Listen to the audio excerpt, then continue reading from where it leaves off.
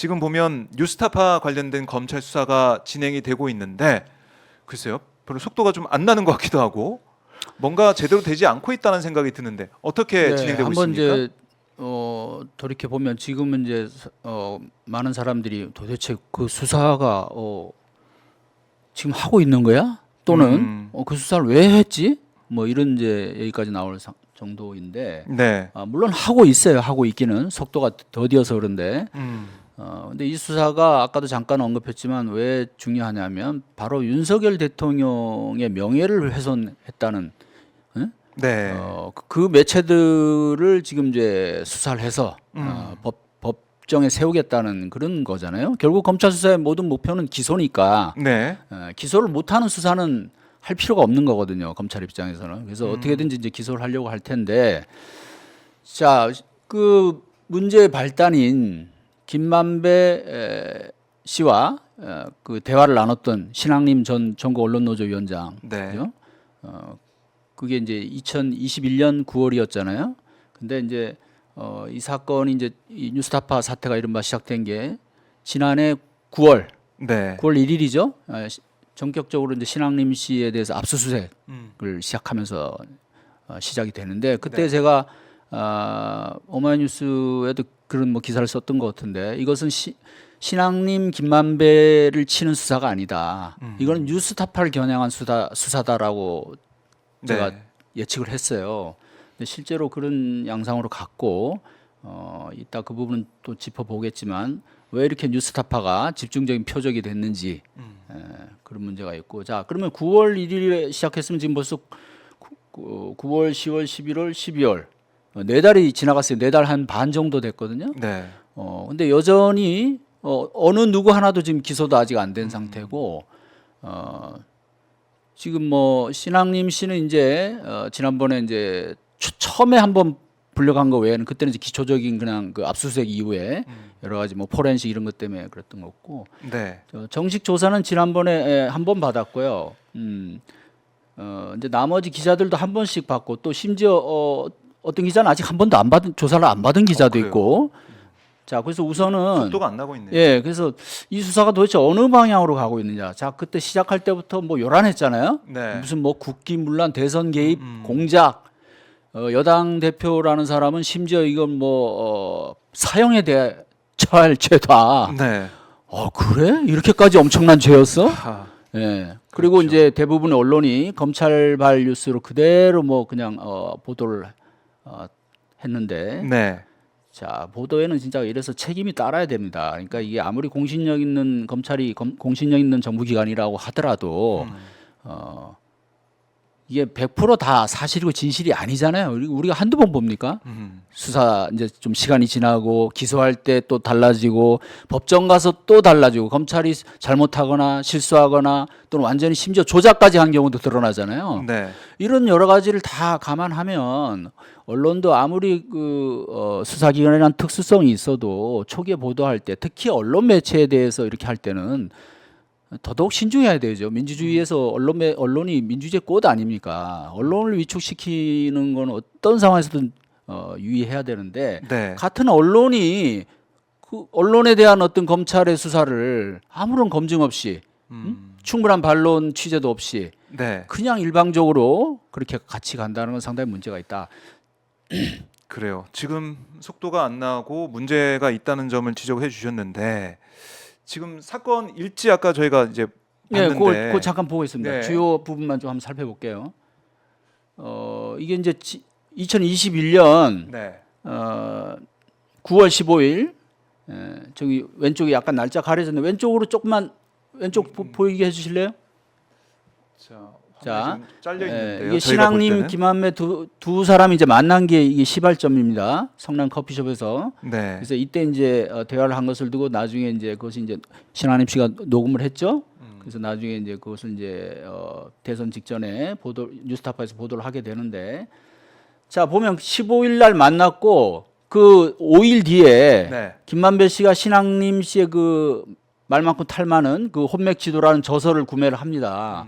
그래서 건당 5천만 원에 네. 해서 뭐 부가세 명목으로 또 붙여가지고 그러면 1,500이 더 붙어가지고 세 권, 이게 세 권짜리거든요, 한 질. 네. 세 권짜리인데 분량도 방대하고 그래서 1억 6,500만 원에 구매를 한 걸로 돼 있는데 실제로 이 금액이 다 가진 않았고요. 제가 확인해 보니까 한 90% 정도는 지불이 된 거 같고. 네. 자, 그런 일이 있었고 이게 이제 2021년 9월 상황인데 이때만 해도 김만배라는 이름이 아직 등장하기 전이에요. 네. 다만 일부 언론에 이제 조선일보가 조금 중심이 됐었는데 대장동 사건에 대해서 이제 좀 부각이 되고 있을 때입니다. 그래서 신학림 씨도 그 보도를 보고 아 이거 김만배겠구나 해서 이제 만났다는 거잖아요. 뭐 여긴 잘 안 알려진 얘기지만 그래서 이제 그런 일들이 있고 쭉 쭉 이제 다른 네. 언론들이 보면 그 당시에 그 지금 문제가 되고 있는 2011년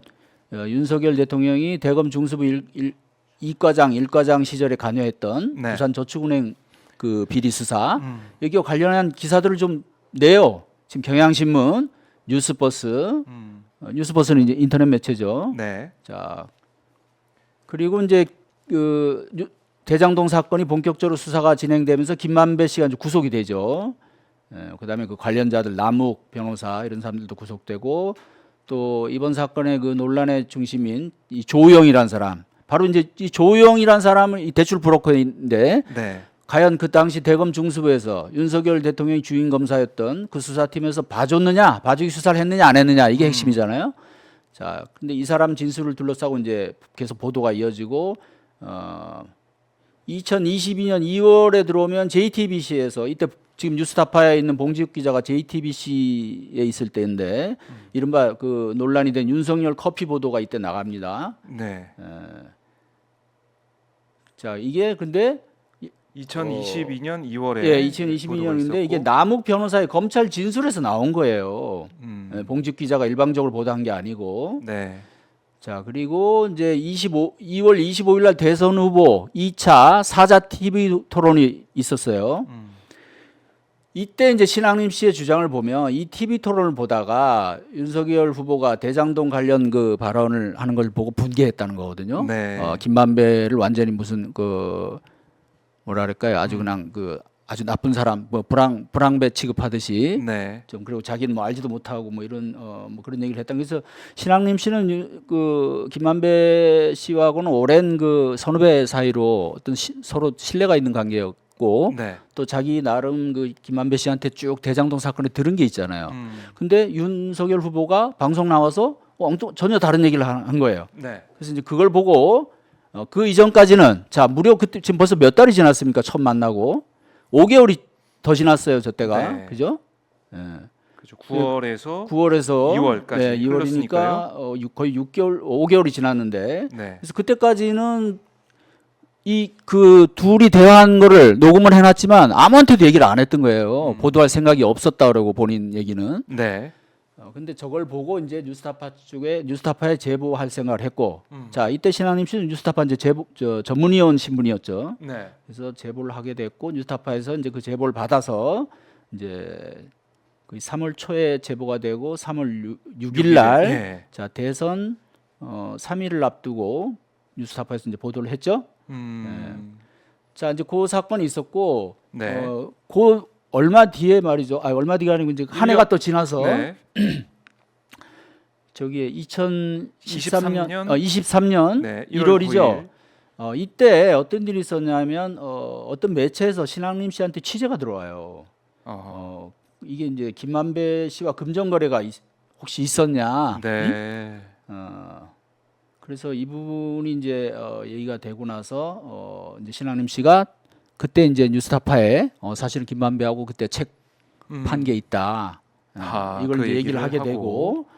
되고 이 건이 문제가 됐는지 거기까지는 제가 정확히 모르겠으나 네. 어쨌든 그 직후에 이제 신학림 씨는 뉴스타파의 이제 그 계약을 오랜 계약 관계를 끝냅니다. 한 4, 5년 전문위원으로 일을 했거든요. 네. 예, 그래서 전문위원이랑 이제 이따가 또 얘기를 하겠지만 거기 뉴스타파의 정식 직원이 아니고 어떤 뭐 기자 신분도 아니고 말 그대로 그냥 외부 계약직인데 네. 일정하게 이제 급여 비슷하게 매달 이제 돈을 받았어요. 전문위원으로서. 전문의로서 네. 그러니까 일반 직원의 급여는 아닌데 예, 뭐 하여간 그런 관계입니다. 그 신분이. 그래서 그리고 이제 그런 일이 있었고 그게 2023년 1월 상황이에요. 1월 상황이고 이제 8개월 후인 네.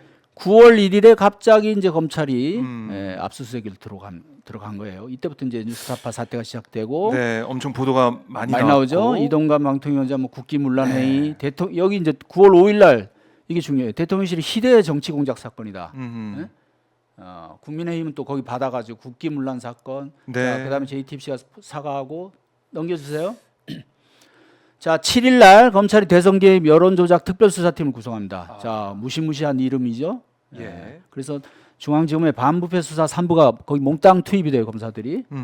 그리고 나서 이제 국민의힘에서 고발 행진이 이어집니다. 뉴스타파 보도한 뉴스타파 쪽, 그다음에 이를 인용보도한 MBC 다 고발을 하고. 그때쯤 김만배 씨가 이제 그 구속 기한 만료로 출소를 합니다. 네. 근데 이때 출소하면서 허위 인터뷰가 아니다 이런 얘기하고 또 하나 또 중요한 거는 자 허위 인터뷰가 아니다라는 건 신앙림 씨와 뉴스타파에 유리한 얘기잖아요. 그렇죠. 근데 또 불리한 얘기도 같이 해요. 윤석열이 수사 무마할 윤석열 검사가 당시에 수사를 무마할 영향력이 있었다고 보지 않는다. 이건 또 어떻게 해석해야 됩니까? 예, 요거는 이제 뭐 그 의미를 또 한번 따져 봅시다. 왜 네. 저렇게 얘기를 하는지. 그리고 그 전에 자기가 했던 얘기를 완전히 조금 뒤집는 그렇네. 얘기거든요. 예. 저거는. 그다음에 뭐 신앙림 씨가 자기 얘기를 녹음하는지 몰랐다. 자, 그래서 이제 뭐 수사가 시작되면서 자 드디어 이제 9월 14일이죠. 네. 뉴스타파 JTBC를 압수수색하고 이때 이제 기자들의 자택까지 압수수색을 하고. 그렇습니다. 네. 쭉쭉 수사가 진행돼 옵니다. 자 여기 이제 재미있는 것이 이제 처음에는 뉴스타파만 집중적으로 그렇게 하는데 네. 리포액트라는 인터넷 매체도 역시 이제 요 관련한 보도를 했는데 사실은 내용은 좀 달라요. 네. 그래서 여기 써놨지만 김만배 신앙림 녹취록하고는 무관한데 이 왜 그러냐면 여기도 이제 그 부산 저축은행 사건 관련한 그 봐주기 수사 의혹에 대한 내용이 있어요 이 보도에도. 네. 그래서 그걸 끌어다가 같이 관련된 사건이라고 이제 검찰이 판단을 해서인지 압수수색을 들어가고 그 다음에 또 아까 살펴봤던 대로 2021년에 보도했던 경향신문, 뉴스버스 여기 기자들 하고 그 다음에 또 뉴스타파 대표까지 압수수색을 해요. 네. 이제 좀 더 혐의를 확장한 거예요 검찰이. 아하. 이거는 처음부터 대표가 다 알고 진두지휘한 거다. 이 모든 기획을 한 거다. 예. 예. 그래서 뭐 뉴스타파 대표는 그 당시에 뭐 성명 발표한 거면 뭐 한마디로 진짜 어이가 없다는 반응이었고, 그 다음에 보도한 당사자인 한상진 기자가 이제 13일이죠? 저기 12월 13일인가요? 네, 12월 13일 맞습니다. 네, 그때 이제 첫 지난해. 조사를 받았고 한 기자는 가서 묵비권을 행사해요. 네. 그 다음에는 또 뉴스버스의 대표 이진동 대표 전 조선일보 기자죠. 이분도 압수수색을 당하고.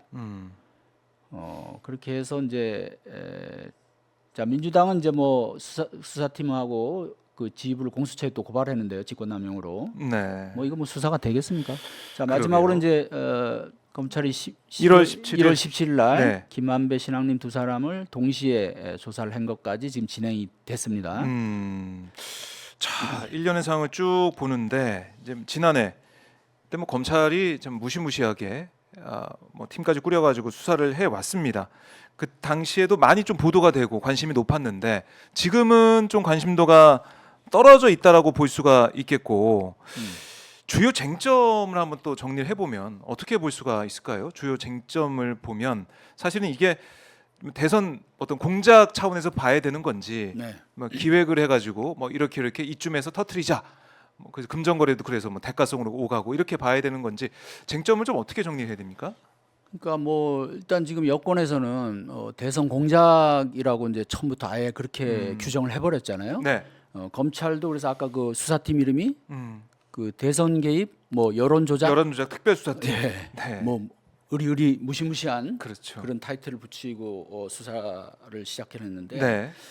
이게 지금 대선 공작이라고 하려면 이제 지금 특히 저쪽에서 얘기했던 게 뉴스타파와 민주당 쪽이 같이 협업을 했다는 이런 전제였거든요. 네. 근데 그런 증거들이 지금까지 안 나온 걸로 제가 알고 있어요. 어. 예, 지금 뭐 신학림 씨는 물론이고 네. 그다음에 그 뉴스타파 기자들, 그다음에 아까 뭐 또 다른 기자들 있잖아요. 다른 매체 뭐다 압수수색하고 뭐 다 털고 했는데. 했는데 특히 신학림 씨가 제일 중요하잖아요. 네. 제보의 당사자니까. 그렇네요. 네.